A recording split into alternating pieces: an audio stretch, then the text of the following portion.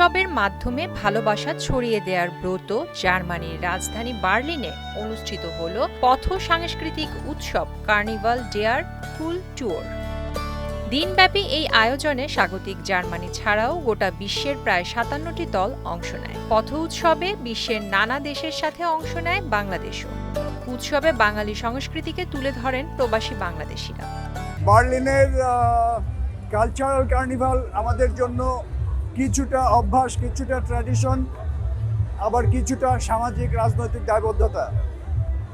২৬তম এই আসরে কার্নিভালে অংশ নিতে বাহারি পোশাকে আর অপরূপ সাজে হাজির হয়েছিল বিশ্বের বিভিন্ন দেশ থেকে আসা ৩,৫০০-এর বেশি প্রতিযোগী।